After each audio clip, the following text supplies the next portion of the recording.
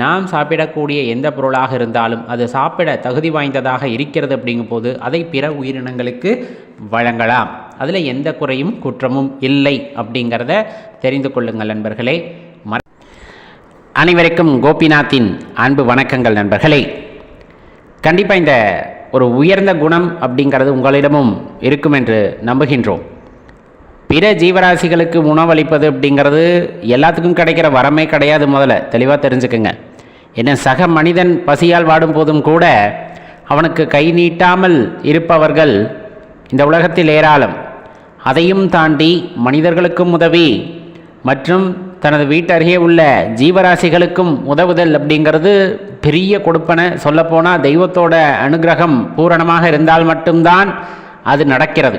ஏன்னா வயிற்று பசியோட கொடுமையை அறிந்தவர்கள் மனிதர்களோட பசியை மட்டுமல்ல சக ஜீவராசிகளின் அருமையை. அதுவும் இந்த வெய்ய காலமெல்லாம் ரொம்ப கடினம். தண்ணீர் கூட கிடைக்காமல் சில பறவைகள் சில உயிரினங்கள் எல்லாம் தவிப்பதை கண்கூடாக காண முடியும். இந்த காலத்திலே கண்டிப்பாக சாப்பாடு வைக்கிறோம் அப்படிங்கும்போது மலைப்பகுதிகளில் நீர்த்தேக்கங்களை ஏற்படுத்துதல், இல்லை வீட்டிலேயே வந்துட்டு ஒரு சின்ன தொட்டி அமைத்து அதிலே பறவைகளுக்கு நீர் ஊற்றி வைத்தல் அப்படிங்கிறதெல்லாம் கண்டிப்பாக ஒரு உயர்ந்த குணம். சொல்லப்போனால் தேடி அலையும் பறவைகள் தேடி கண்டுபிடிச்சிரும். இருந்தாலும் சில பறவைகளோ உயிரினங்களோ நீண்ட தூரம் பயணிக்க முடியாது அப்படிங்கிற உயிரினங்களுக்கு நாம் தண்ணீர் வைப்பது அப்படிங்கிறது ரொம்ப அவசியமுங்க. இந்த நேரத்தில் கண்டிப்பாக அதை நம்ம செய்யணும். நம்மளுக்கு நல்லா தெரியும் காக்காக்கு சாப்பாடு வைக்கிறது காக்கைக்கு மட்டும் அது உணவாக இருப்பது இல்லை. காக்கை, குருவி, அணில், அதே போல் சின்ன சின்ன எறும்புகள் எல்லாமே அதை எடுத்து சாப்பிடும். நம்ம பொதுவாக சொல்கிறது வந்து காக்கத்துக்கு சாப்பாடு வைங்க அப்படின்னு. அது மூதாதையர்களுக்கு சாப்பாடு வைக்கிறது, அமாவாசையில் வைக்கிறது அப்படிங்கிறதெல்லாம் வேறு கணக்கு. அது நம்பிக்கையின் அடிப்படையில் நம்ம மூதாதையர்களுக்கு படையல் போட்டு வைக்கிறது அப்படிங்கிறது அது அமாவாசைக்கு செய்கிறது. ஆனால் இந்த தினமும் சாப்பாடு வைக்கிறவங்க இருக்காங்க இல்லையா, அவங்க தான் அந்த இறைவனோட அனுகிரகத்தை பூரணமாக பெற்றவங்க. முன்னெல்லாம் அந்த காக்காய்க்கு சாப்பாடு வைக்கும்போது தயிர் சாதம் வச்சுக்கிட்டு இருந்தோம். அதுக்கப்புறமா கொஞ்சம் கொஞ்சமாக பக்குவப்படுத்தி அந்த உயிரினங்களுக்கு எல்லாம் வந்து அந்த சிறுதானியங்களை வைக்க ஆரம்பித்தோம். சிறுதானியங்கள் அப்படிங்கும்போது சோளம், கம்பு இதெல்லாம் அப்படியே வைப்பதை விட கொஞ்சம் ஊற வச்சு அதை அப்படியே பதமாக நம்ம வைக்கும்போது அதை எடுத்து சாப்பிடுவதற்கு அதனுடைய உடல் நலத்திற்கும் ஆரோக்கியம் தருவதாக இருக்கும் அப்படிங்கிறனால அது மாதிரி வச்சோம்.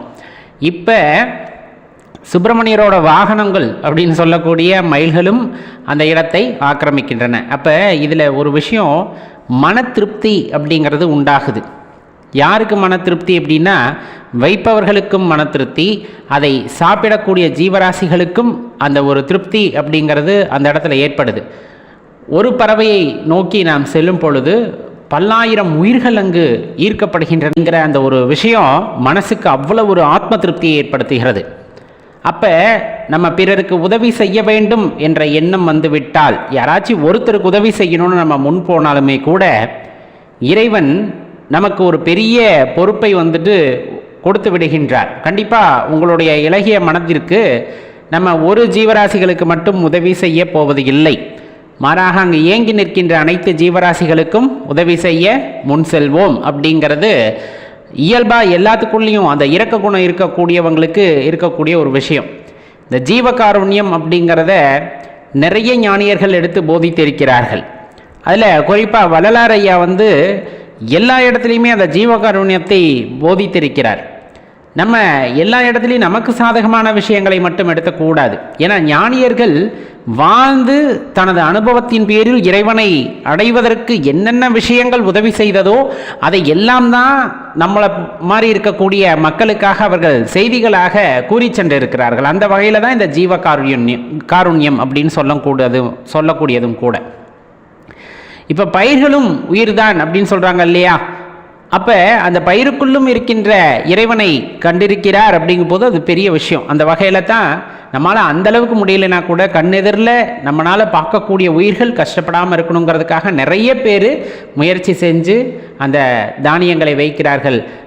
தயிர் சாதம் வைக்கிறார்கள், வெள்ளை சாதம் வைக்கிறார்கள், சிறுதானியங்களை வைத்து பழக்குங்கள். கொஞ்சமாக வெல்லம் கலந்து வச்சோம் அப்படின்னா காக்கை, அந்த குருவி இதெல்லாம் எடுக்கிறது ரொம்ப அழகாக இருக்குது. அது சாப்பிட்றதெல்லாம் பார்த்தா நம்மளே ஒரு நாள் கொஞ்சம் தவறிட்டால்னா வைப்பதற்கு மறந்து விட்டாலுமே கூட அந்த காகங்களும் குருவிகளும் வந்து எழுப்புகின்ற ஓசை, அந்த சத்தம் இருக்கு இல்லையா, அதோட அன்பை நம்மளால் எப்படி விவரிக்கிறதுனே தெரியல.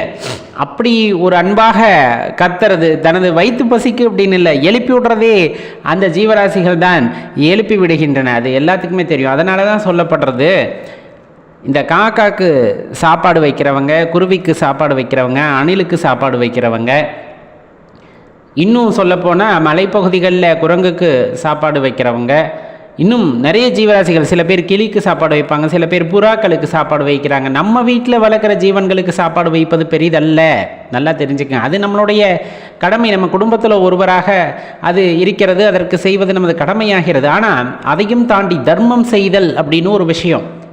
தர்மம் செய்தல் அப்படின்னா நமக்கும் அந்த உயிரினங்களுக்கும் சம்பந்தமே இல்லாமல் இருக்கும் பொழுது நாம் செய்கின்ற தானம் அது தர்மமாக மாறுகிறது. அந்த ஜீவராசிகளுடைய பசியை போக்குவது தர்மமாக மாறுகிறது. அதுதான் நம்மை காக்க வல்லது அப்படின்னு தெரிஞ்சுக்கங்க. நீங்கள் ஒரு சம்பந்தமில்லாத உயிரினம், உங்களுக்கும் அதுக்கும் சம்பந்தமே இல்லை, அந்த உயிரினத்திற்கு நீங்கள் செய்கின்ற தர்மம் அப்படிங்கிறது அந்த உயிரினங்களுக்கும் உங்களுக்குமான தொடர்பை பலப்படுத்துகிறது. ஒரு புதிய உறவை அங்கு உருவாக்குகிறது. மனுஷனுக்கு மனுஷனே உறவு இல்லை, இதில் மிருகங்களும் மனிதர்களும் உறவாக இருக்க முடியுமானா உயிர் அனைத்தும் ஒன்றுதான். அது எடுத்திருக்கின்ற அந்த வடிவம்தான் வேறு வேறே தவிர உள்ளிருக்கின்ற உயிர் ஒன்றுதான். இது சித்தாந்தப்படி நம்ம போனோன்னா நிறைய விஷயங்களை விவாதிக்க வேண்டியது இருக்கும். அதெல்லாம் தவிர்த்து அடியேன் கேட்டுக்கொள்வது ஒன்று தான். வெய்ய காலம் ரொம்ப உச்சகட்டம், நிறைய பேர் செஞ்சுருப்போனே சொல்லக்கூடாது, அது தர்மத்திற்கு எதிரானது. இருந்தாலும் நம்முடைய மனதிற்கு ஏற்ப எல்லா ஜீவராசிகளுக்கும் இந்த வெய்ய காலத்தில் சாப்பாடு வச்சுருப்போம், கூட கொஞ்சம் தண்ணீரும் சேர்த்து வைக்கிறோம். அப்படிங்கும் போது அது ரொம்ப பலனுள்ளதாக இருக்கும். எதுக்கு? அந்த ஜீவராசிகளுக்கு. அப்போ இப்போ மலைப்பகுதிகளெல்லாம் வசிக்கிறாங்கன்னா ஒரு சின்ன சின்ன தொட்டியை வச்சு அந்த தொட்டியில் நீரை நிரப்பி வைக்கிறது அப்படிங்கிறது ரொம்ப தேவையான விஷயமா இருக்கும். இந்த நேரத்தில் மலைக்காடுகளிலெல்லாம் வறட்சி இருக்கிறது அப்படிங்கும்போது அந்த இடத்துல தண்ணீர் அப்படிங்கிறது அவசியமான தேவையாக இருக்கும் மிருகங்களுக்கு. அங்கங்கே நிரப்பி வைத்தல் அப்படிங்கிறது அரசாங்கம் செய்தாலும் தனிநபராக சில பேர் முயற்சி செய்து அதனை மேற்கொண்டு வருகிறார்கள். அப்படிங்கும்போது அவர்களெல்லாம் கடவுளின் மறு வடிவம் அப்படின்னே சொல்லலாம்.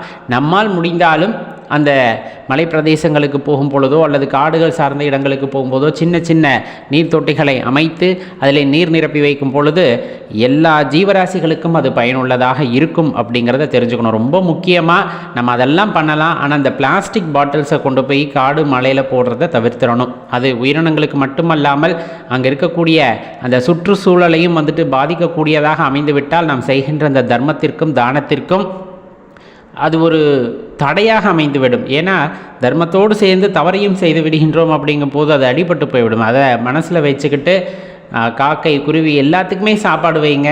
இந்த பழைய சாப்பாடாக வைக்கலாமா அப்படின்னு கேட்குறவங்களுக்கு ஒரே ஒரு விஷயந்தான், நம்மளால் எதை சாப்பிட முடியுமோ, அது பழசாக இருந்தால் கூட நம்மளால் சாப்பிட முடியும்னு நினைக்கிறீங்க, சாப்பிட்றோம் அப்படிங்கும் போது அந்த சாப்பாட்டை அங்கே வைக்கலாம். இல்லை கெட்டுப்போச்சு என்னால் சாப்பிட முடியாதுன்னா அதுவும் உங்களைப் போல் ஒரு உயிர்தான் அப்படிங்கிறத தெரிந்து கொள்ளுங்கள். அதுக்கு தகுந்த மாதிரி சாப்பாடு வைக்கலாம். சில பேர் மிச்சர் வைக்கிறாங்க, சில பேர் பிஸ்கட் வைக்கிறாங்க, இன்னும் நிறைய விஷயங்கள் செய்கிறார்கள். அவரவர் விருப்பத்திற்கேற்றவாறு. நாம் சொல்லிக்கொள்வது ஒன்று தான், நாம் சாப்பிடக்கூடிய எந்த பொருளாக இருந்தாலும் அது சாப்பிட தகுதி வாய்ந்ததாக இருக்கிறது அப்படிங்கும்போது அதை பிற உயிரினங்களுக்கு வழங்கலாம். அதில் எந்த குறையும் குற்றமும் இல்லை அப்படிங்கிறத தெரிந்து கொள்ளுங்கள் நண்பர்களே.